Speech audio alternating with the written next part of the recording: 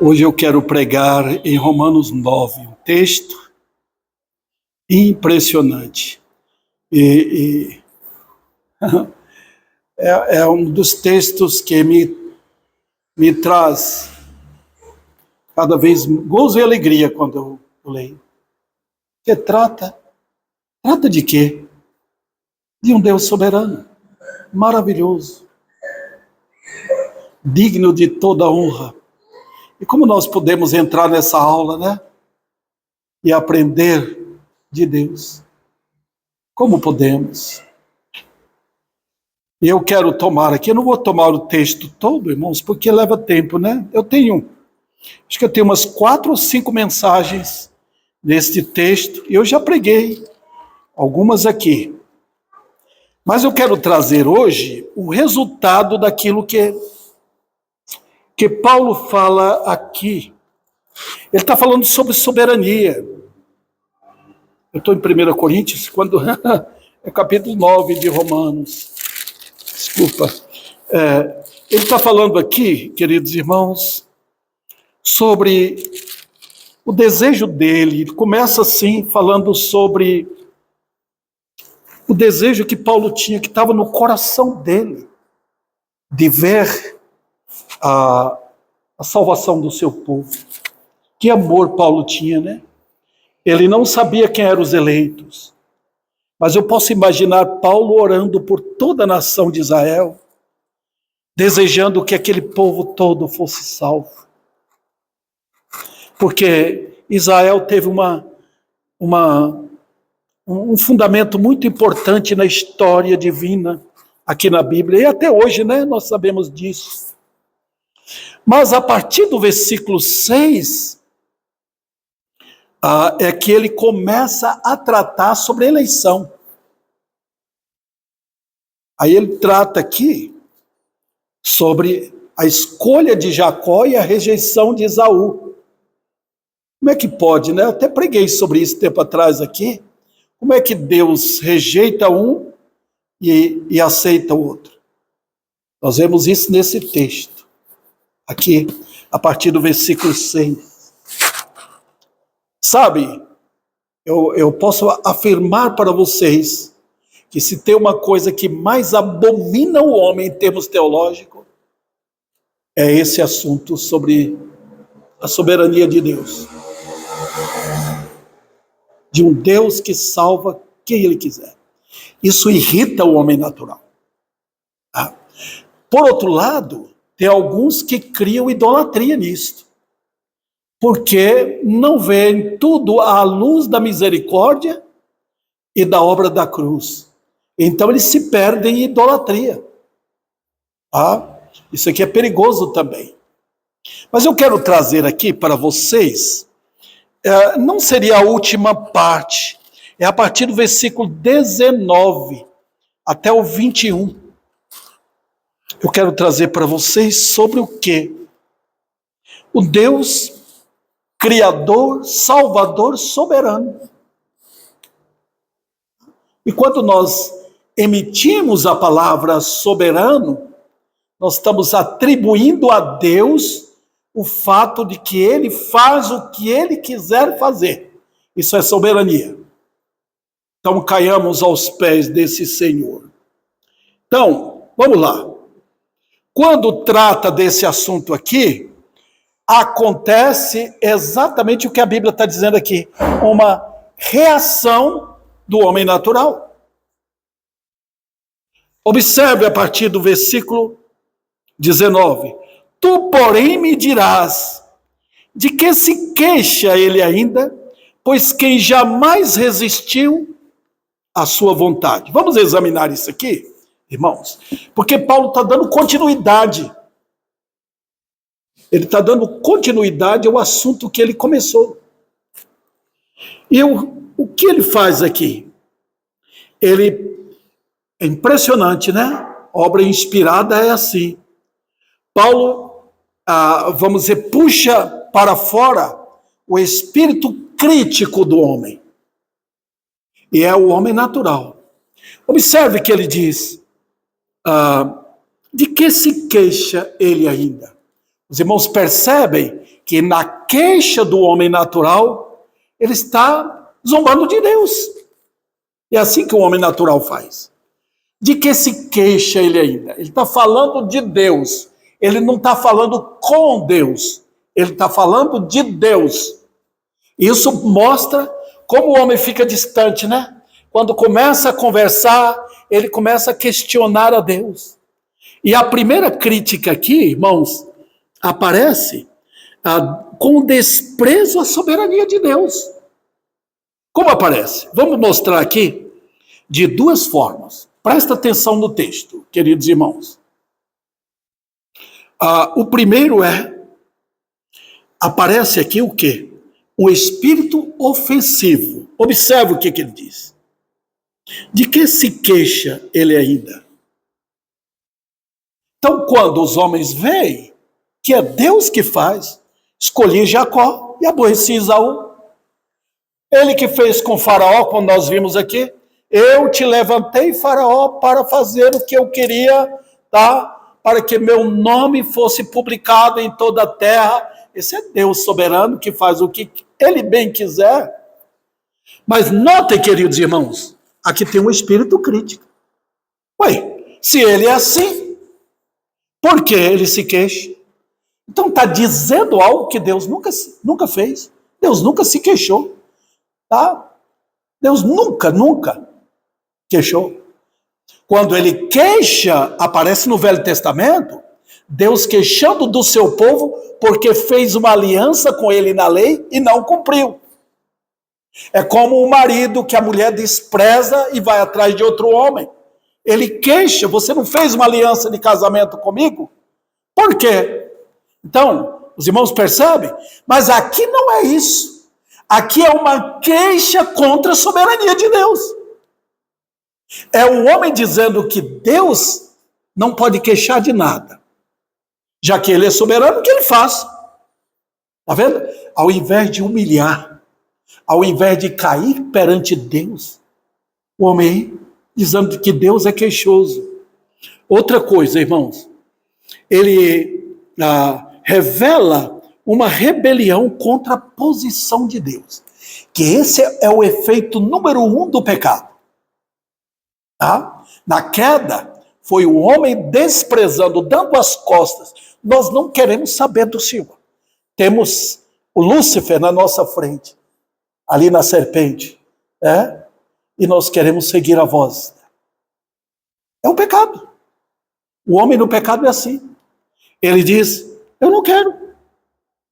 Ele rebela-se contra a posição divina. Os irmãos podem perceber, sempre os homens estão queixando, alegando que Deus é injusto, que Deus é assim, até dentro das igrejas. Nós vemos isso. Não há uma submissão, uma queda perante Deus. Outro detalhe, revela uma disposição de ataque, atacando a Deus, irmãos. E o homem sempre foi assim. Sempre, direta ou indiretamente, os homens estão sempre atacando a Deus, com palavra, com brutalidade, com ofensa, com perseguição aos crentes. Lembra de Saulo? Saulo foi atrás de Jesus. Como ele não encontrou, ele pegava as mulheres, os crentes, prendia todos. É assim que os homens fazem no tocante a Deus. Também revela um descontentamento quanto à revelação escrita, mostrando a responsabilidade do homem. Nós vivemos hoje, irmãos, aquele momento quando nós temos duas teologias se confrontando. A teologia calvinista e a teologia arminiana. Os irmãos sabem que eu sou da teologia calvinista. Mas tem a teologia arminiana, que vem e bate de frente, sem comprovação bíblica, com perguntas inválidas, sempre atacando Deus, mas sabe, de uma forma assim tão ardilosa, sutil, imperceptível. Por quê? Qual é o problema? Porque o homem quer dizer que ele tem uma vontade, ele tem uma decisão. E Deus não pode. Chegam até a falar que Deus respeita o livre-arbítrio. Mentira, irmãos. Tem nada. Deus está lá em cima. Ele está lá na glória dele, o homem está lá embaixo. Nós vemos isso na Bíblia inteira. Em especial, até preguei aqui já sobre Isaías 57. Deus na glória dele, na sublimidade dele, no trono de glória dele, e o homem lá embaixo. Miserável pecador, indigno. Então, como é que você vai pegar o homem e colocar o homem, Deus respeita o livre-arbítrio e a decisão dele? Mentira. Qual é a responsabilidade do homem? Eu pego o que o Dr. Martin Lloyd Jones falou. Eu tomo para mim. O homem tem que se humilhar. Se você tem o livre-arbítrio, pega o seu livre-arbítrio e leve até o pó. É ali que o homem deve ficar. Porque ele é nada. Vamos lembrar de Abacuque? O Senhor está no seu santo templo. Cale-se diante dele toda a terra. Sempre Deus mostrou isso na Bíblia. Em forma de juízo, em forma de misericórdia, ele mostrou quem é o homem, indigno das misericórdias dele, que ele é livre para tratar com quem ele quiser. Ele falou isso aqui. Ele falou a respeito de Jacó e Esaú. Falei, eu amei um e odiei o outro. Falei, eu faço isso. Então, cala a boca. Os irmãos estão entendendo aqui o que Deus poderia dizer? Que Isaac e Rebeca não poderiam contestar, não poderiam chorar, não poderiam reclamar, porque ele é Deus. Então nós vamos entrar agora, meus irmãos, no fato de que Deus, além de ser soberano na escolha dele, ele é soberano no fato de que ele é o Criador, que ele fez o homem. Vamos chegar lá. Vamos lá. Outro detalhe aqui, eu mostrei para os irmãos o espírito ofensivo do homem. De que se queixa ele ainda? Vamos para o segundo. Tem um espírito enganador. Porque diz o quê? Olha o texto, irmãos. Versículo 19. De que se queixa ele ainda? Vamos para a segunda pergunta. Pois quem jamais resistiu à sua vontade? Quem jamais resistiu? Então, os irmãos percebem o que os homens fazem? Ninguém resiste à vontade de Deus. Mas presta atenção. Primeiro, revela uma rebelião contra a posição de Deus. Que ele não pode falar nada. Segundo, revela uma disposição de ataque contra Deus. Mas nota, irmãos, é uma rebelião contra o quê? A vontade de Deus. Tá? É o homem discutindo a vontade soberana. Na Bíblia, só tem uma vontade, queridos. A vontade de Deus. Pronto. Até o Filho submeteu a essa vontade. Até o Espírito Santo submeteu a essa vontade. Nós ficamos de fora? Nós que temos direito de arrogantemente erguer nossos queixos contra Deus e desafiar Deus, dizendo que eu tenho uma vontade. Eu tenho uma vontade e Deus tem que respeitar a minha vontade soberana. Não. Vamos lá. Revela também, irmãos, eu já passei sobre isso, atribui a Deus injustiça. Porque ele está dizendo o quê? Eu não aceito isso. Não aceito. Deus tinha que aceitar Jacó e aceitar Esaú. Os dois. Isso é desafiar Deus. E agora, irmãos, eles desconhecem também o homem no pecado. Eles desconhecem. Aqui os irmãos percebem onde o pecado chegou. Uma criatura desafiando o Criador. Um barro desafiando o oleiro. Já imaginou isso? Olha, queridos irmãos, Veja, esse aqui é o que a Bíblia mostra o caráter maligno do pecado. E é revelado em que atitude é? O orgulho. O que é o orgulho? É não cair perante Deus. É não prostrar perante Ele.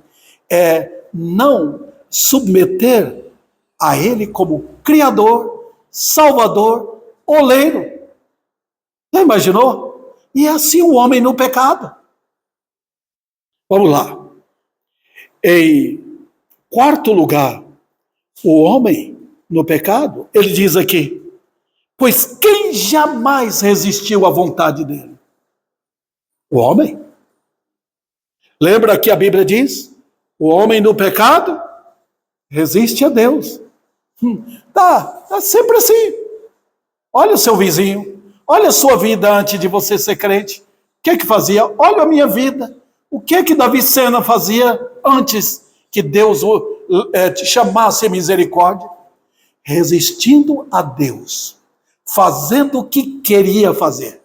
É o homem no pecado, queridos irmãos. E Estevão, ele foi bem claro para aqueles elementos orgulhosos, quando estava pronto para matá-lo. Ele diz, vocês sempre resistiram ao Espírito Santo. Sempre. Sempre endureceram seus corações. Então, queridos, nós estamos lidando aqui nesse capítulo, nesta parte, com o homem com o nariz empinado, dizendo, quem que resiste a Deus? Você resiste. Você tenta brincar com Deus. Você despreza Ele. Você despreza a soberania porque você quer viver soberanamente no pecado e Deus não se atreva a entrar.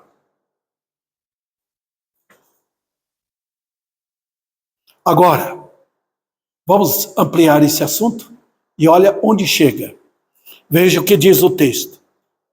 Quem és tu, versículo 20, ó homem, para discutires com Deus? Impressionante. E eu quero pegar isso aqui para os irmãos e trazer a lume. O que é isto? Discutir com Deus, quem és tu? Mas é impressionante. Irmãos, anjos ficam de boca fechada. Anjos, serafins encobrem o rosto para não ver a glória de Deus. E aí está o homem no pecado discutindo com Deus. Israel fez isso no passado e sofreu as consequências. Os homens sempre fizeram isso na história. Milhões e milhões morreram desafiando a Deus. Milhões e bilhões estão no inferno agora. E hoje não é a mesma coisa? Mudou alguma coisa? A nova era produziu um homem submisso? Não. É o mesmo homem com características mais arrogantes ainda, mais desaforadas. Mas vou mostrar de 4 formas o que é o homem. Lembre que esta pergunta, que é o homem para que Deus veja? O que tem no homem que é digno de Deus? Nada. Pobre pecador. O único homem que Deus olha é para Cristo. Os outros são todos abomináveis. Então não brinque. Porque você só é alguma coisa por eleição. E então, na parte prática, você é alguma coisa se estiver em Cristo. O único homem perfeito. O único homem que não cometeu pecado. Mas é esse homem com quem os homens discutem. Quem és tu, homem, para discutir com Deus?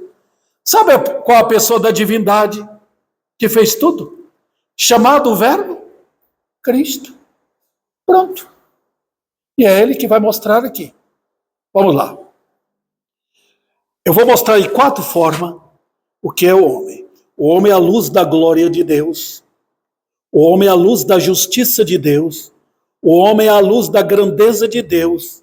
E o homem é a luz da santidade de Deus. Vamos lá. Primeiro, o homem é perante a glória de Deus. O que é que a Bíblia diz? Isaías 40. Seca-se a erva e cai a flor. Os irmãos sabem o que é isso? Quando Uzá, aquele levita, tocou na arca da aliança, ele mexeu com a glória. Ele foi fuzilado. A linguagem bíblica é que Deus abriu um buraco nele. Os 2 filhos de Arão morreram lá porque trouxeram fogo estranho para o santuário. Na hora. Está vendo? A glória de Deus. Hoje esses fatos não perturbam o homem. O homem moderno é cheio de orgulho, de vaidade, que acha que é alguma coisa. Meu Deus. O que é o homem perante a glória de Deus? Meus queridos, perante a palavra de Deus, o homem foge.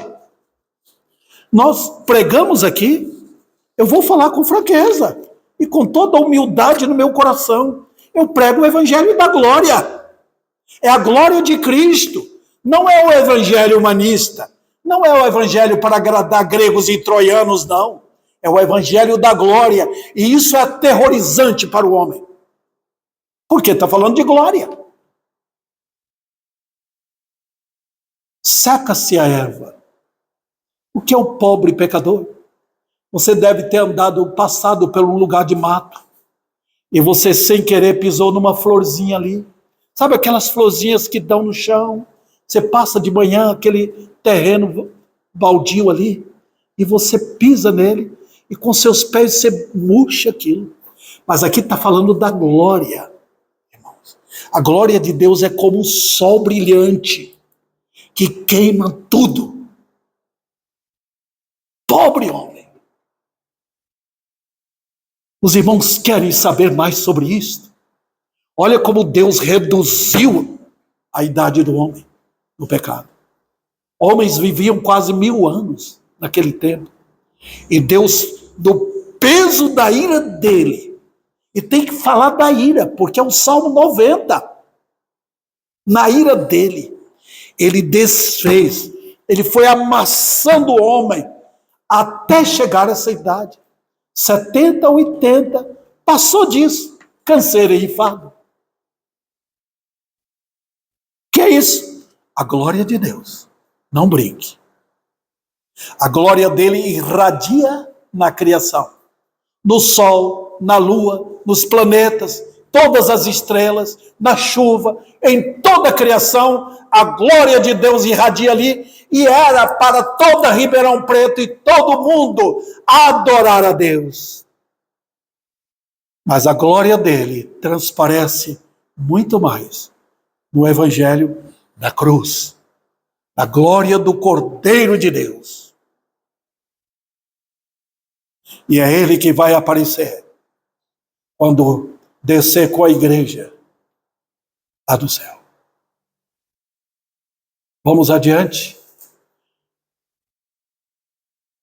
Que é o homem à luz da justiça de Deus. Eu falei primeiro da glória. Você sabe o que é a justiça de Deus? Deus é perfeito. Não existe nada em Deus que tenha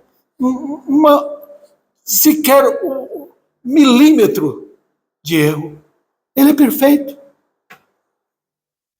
É por isso que a Bíblia fala em justiça.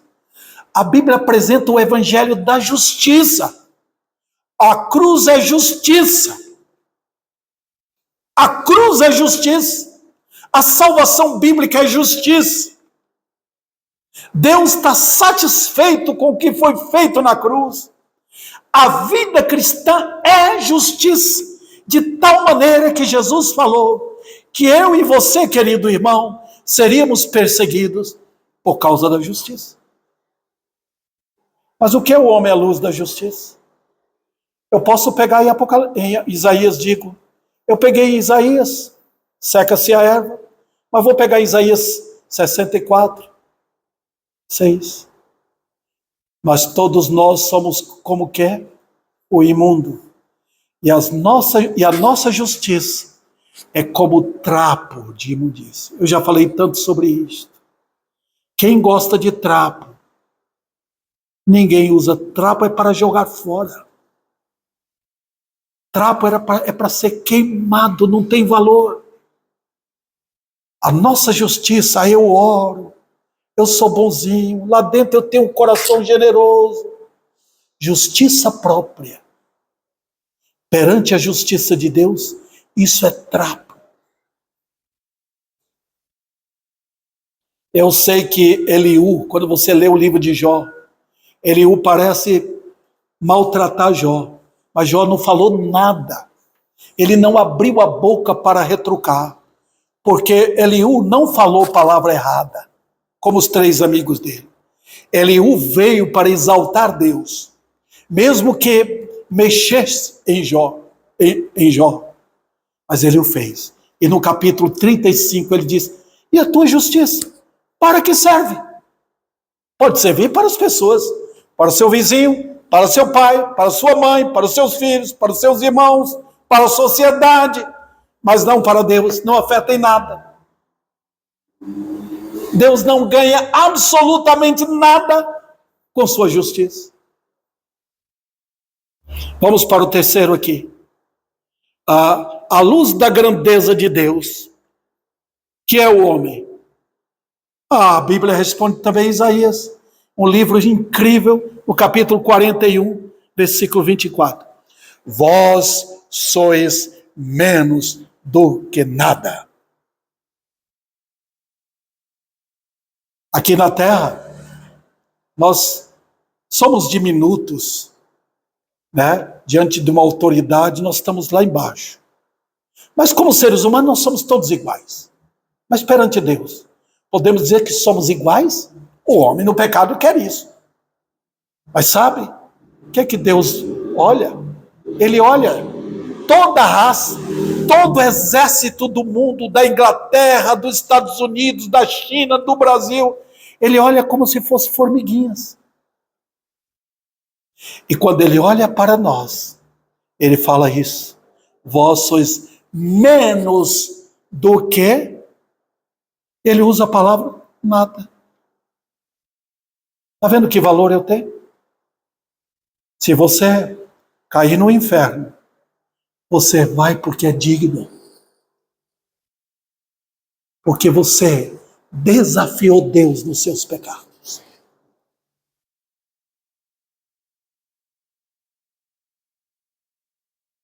E a luz da santidade de Deus, que é o homem.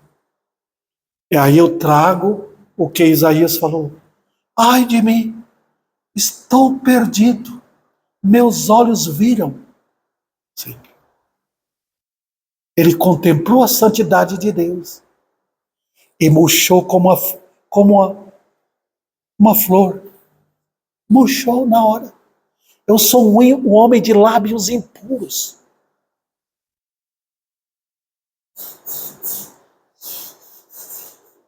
Que coisa! E agora, queridos irmãos? Vamos ampliar essa miséria um pouco?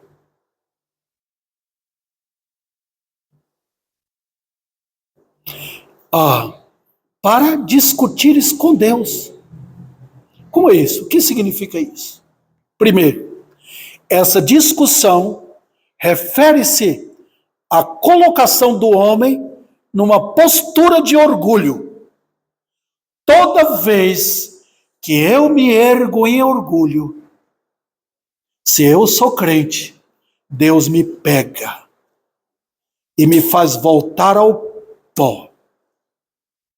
Deus tem, na disciplina dele, ele, com facilidade, ele pega a nossa cara e esfrega no chão. Ele sabe como fazer. Quando ele quer salvar alguém, ele leva primeiro ao pó. Olha, queridos, que coisa. Que perigo é o orgulho. E eu posso afirmar que nunca houve, na minha experiência, uma época de tremendo orgulho como esta. E eu falo isso, os homens sempre foram orgulhosos. Mas agora Satanás semeou o tempero do orgulho dele na sociedade.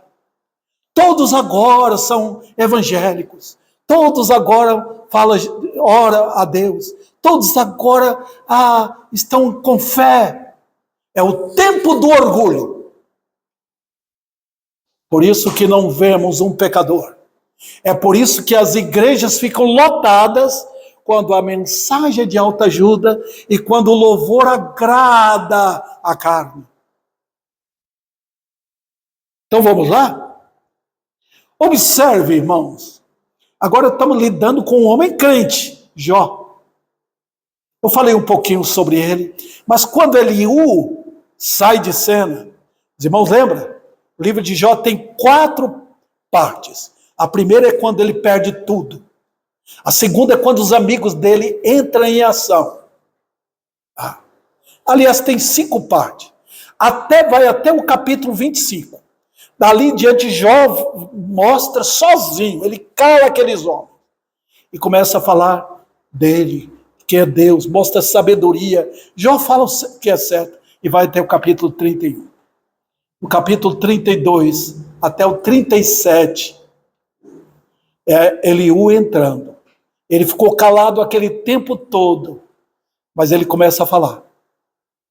E aí ele começa a trazer a justiça de Deus a lume, a glória de Deus a lume, até o capítulo 37.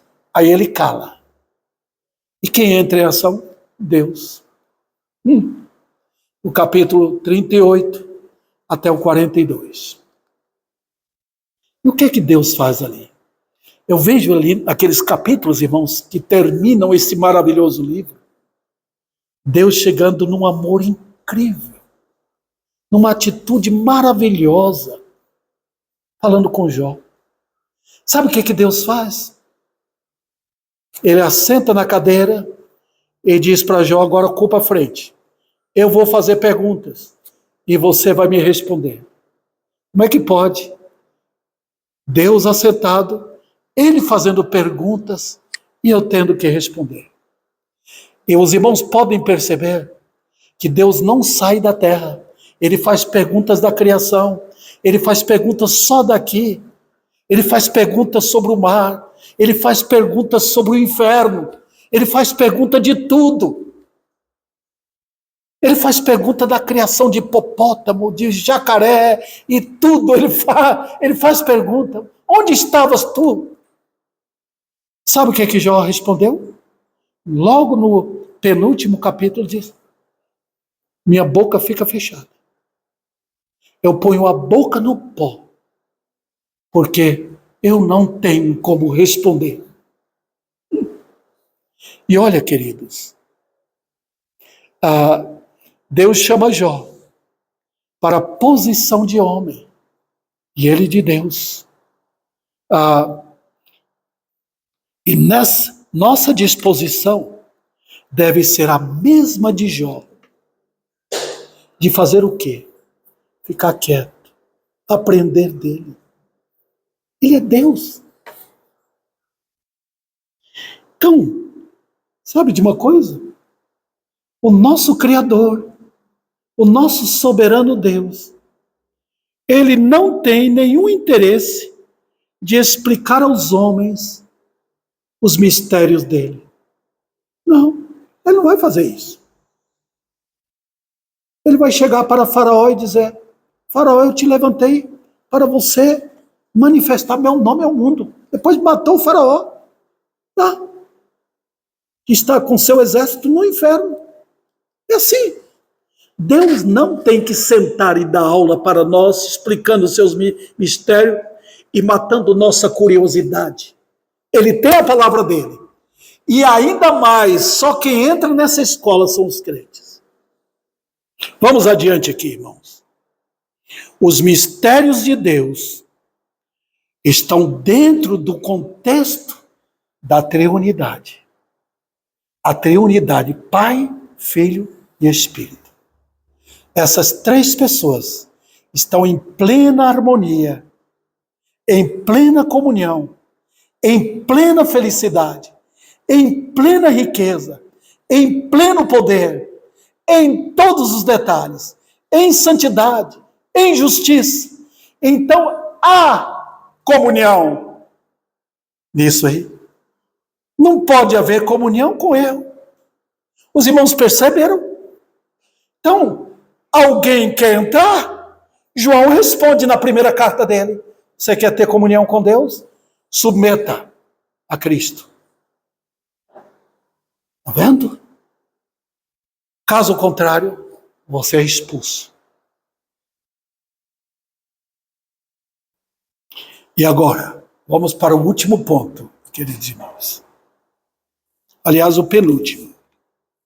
A par da nossa condição. Vamos lá.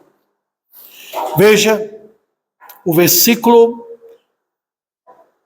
Porventura, os irmãos estão vendo aqui? Quem és tu, homem, para discutires com Deus? Versículo 20. Porventura, pode o objeto perguntar a quem o fez: por que me fizeste assim? Impressionante. Primeiro aqui é um desafio.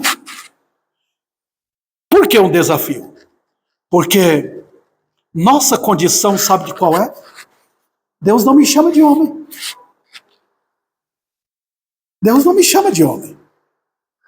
Ele me chama de objeto. Vamos supor que você tenha aquela capacidade de trabalhar numa olaria e você quer fazer o quê? Quer fazer uma panela de barro. Nós tínhamos muito isso na Bahia quando nós éramos pequenos. Né? Até bacia de lavar a louça era de barro também. Você faz aquilo. Aquilo na sua mão é uma pessoa ou um objeto? Um objeto. Eu quero mostrar para os irmãos aqui que Deus poderia ter punido toda a raça lá no Éden. Acabar o dilúvio poderia ser um massacre final. E Deus não ter mais ninguém na terra. Sabe por que ele tem pessoas? Sabe por que ele permaneceu usando Noé e família? Sabe por quê? Porque tinha os eleitos. O plano de Deus da eternidade era para vigorar. Deus tinha o seu povo escolhido. E agora, irmãos, como é que faz uma nova raça? Quando Deus fez a raça, ele fez de um homem só. Ele pegou do pó da terra, um pó puro, sem nada de mancha. Os irmãos sabem que quando entrou o pecado, manchou tudo. Todo o pó da terra, toda a criação ficou sujeita ao pecado. Todo o universo sofre angústia por causa do pecado. E agora, irmãos, esse Deus que fez Adão e que nós viemos de um Adão depois do pecado, o que ele faz agora? Ele parou? Não. Olha o que diz o texto, irmãos. Versículo 21. No versículo 20, há essa interrogação. Porventura, pode o objeto perguntar: por que me fizeste assim? Eu vou responder para os irmãos. Posso me ver como objeto? Então, diante do oleiro, eu me vejo como um mero vaso.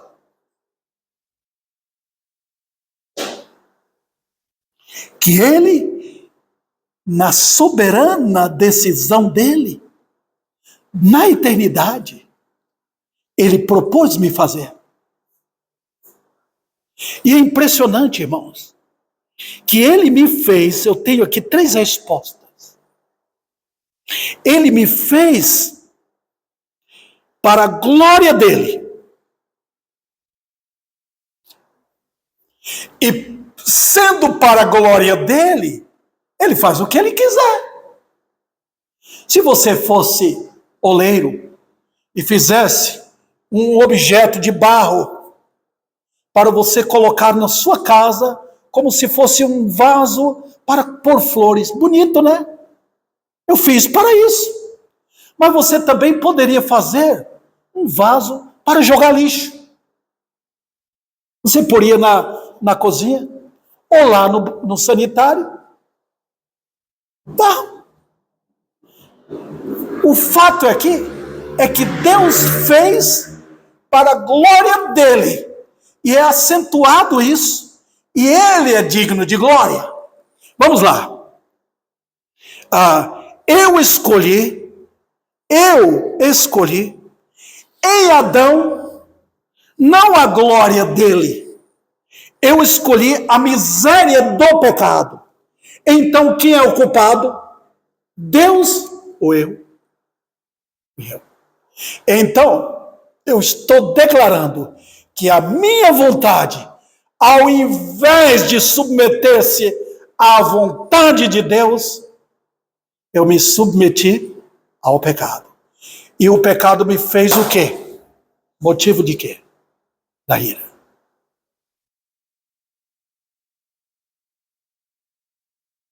O pecado me fez o que eu sou, por natureza. Então, parou a criação? Não.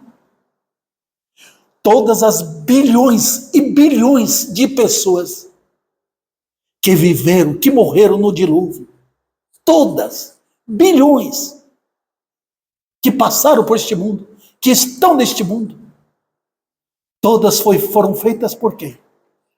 Pelo oleiro. Observe, em versículo 21, ou não tem o oleiro direito sobre a massa. O que seria isso aqui? Impressionante. Olha o oleiro aqui, pegando o pó da terra, pegando e fazendo uma massa. Agora ele está mexendo impressionantemente. O oleiro mexendo com barro contaminado.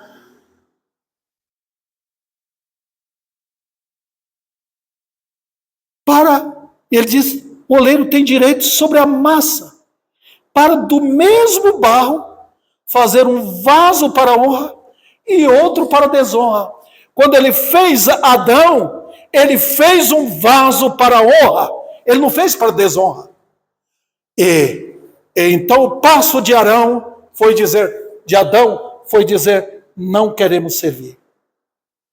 Eu e meus filhos, todos vão servir ao diabo.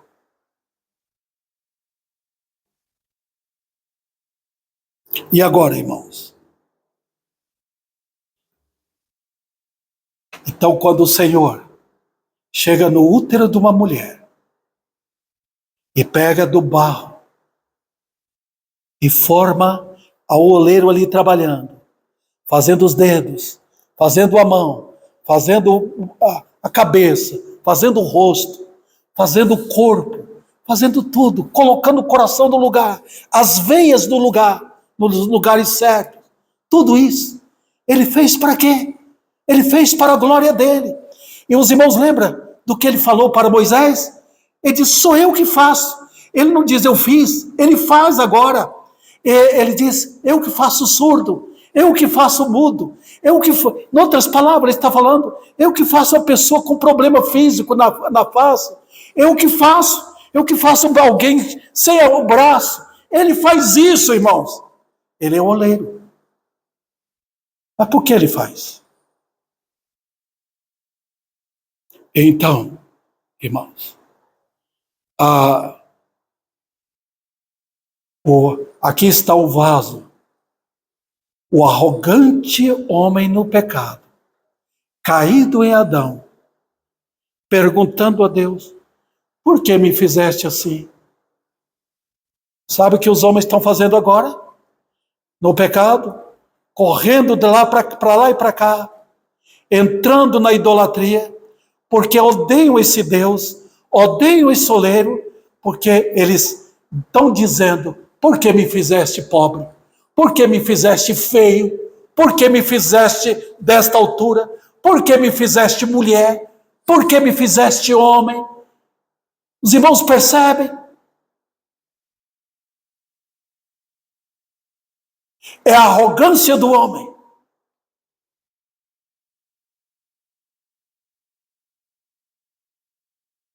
Mas sabe, irmãos, eles estão atribuindo a Deus, não a glória de Deus, estão atribuindo perversidade.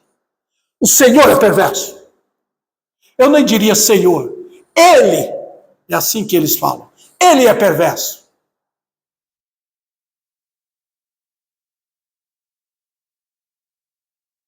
E agora, vamos para a parte final. A soberania do grande oleiro. Versículo 21. Não tem autoridade o oleiro sobre o barro, para da mesma massa fazer um vaso para a honra e outro para a desonra. Meus argumentos são tão pobres, irmãos. Tem homens de Deus com argumentos muito mais fortes do que eu. Mas eu vou tentar passar para os irmãos a primeira lição aqui, na minha linguagem. Ele é o oleiro, eu sou a massa. Dá uma olhada no seu corpo. Dá uma olhada do que ele fez. Dá uma olhada no trabalho do oleiro. Você que é crente, cai em pranto. Tu és meu Senhor.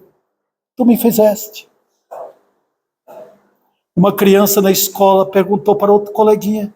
Ela tinha um parte aqui subida assim, diferente dos outros. Por que você nasceu assim? Ele respondeu com super inteligência. Ele tem uma asa, ele me deu uma asa aqui. Um dia essa asa vai aparecer e eu vou subir.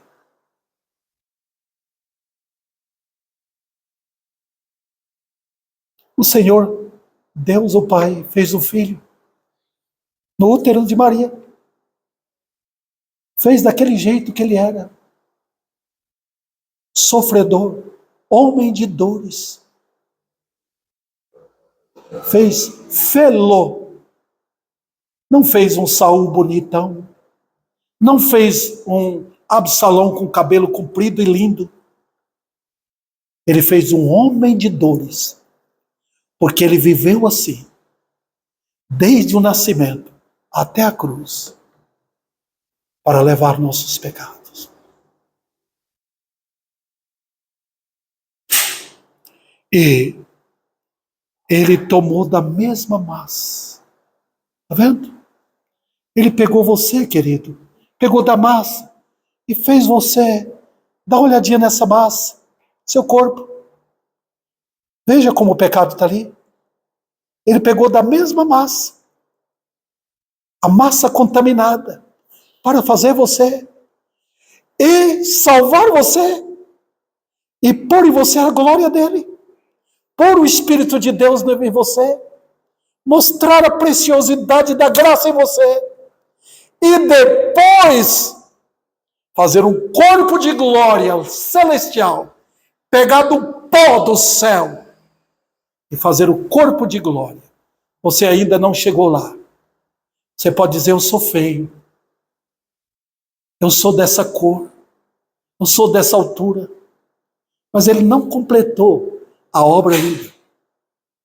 Ele vai glorificar você. O trabalho final é a glorificação. Tudo foi feito na cruz. O homem de dores foi à cruz para nos resgatar e para nos tornar celestiais. E eles fez um vaso para a honra e outro para a desonra. Um vaso para a honra será levado à humilhação. Tem muitos pecadores e quando Deus chama, eles vêm. Eles vão ao pó. Hoje, esse evangelho socialista está chamando todo mundo. Mas Deus chama o quebrantado. Deus chama homens e mulheres caídos. Vinde. São esses que o Senhor fez como vaso para a honra. Ele fez assim com Saulo. É o meu escolhido. Eu tinha preparado ele. Ele é meu escolhido para publicar o evangelho. E Paulo amou a Cristo. E, meus irmãos, ele fez o vaso para a desonra. E seguirá o pecado. Os homens e mulheres que foram feitos vasos para a desonra, seguirão o pecado. Alguns queixam, vão queixando. É simples. Mostra pela sua vida, pela sua humilhação, pelo seu quebrantamento, que você é um crente, que você abandonou o pecado, que Cristo lhe salvou, e então eu direi, você andando em santidade de vida, para a glória de Deus, que você é um vaso feito para a honra. Que maravilha. E eu quero perguntar, você pode mudar? Você pode mudar a sua estatura? Você pode mudar seu corpo? Não tente. Você está lidando com um grande oleiro. Eu quero chamar aqui os pecadores que estão ouvindo esta mensagem, que entendem essa mensagem, para vir a Cristo. Caia perante o Rei da Glória. Caia perante o oleiro, convertendo a Ele de todo o coração. Que maravilha será. Você ser salvo. A luz brilhará e você entenderá o que é graça gloriosa e o que é misericórdia, para a glória de Deus.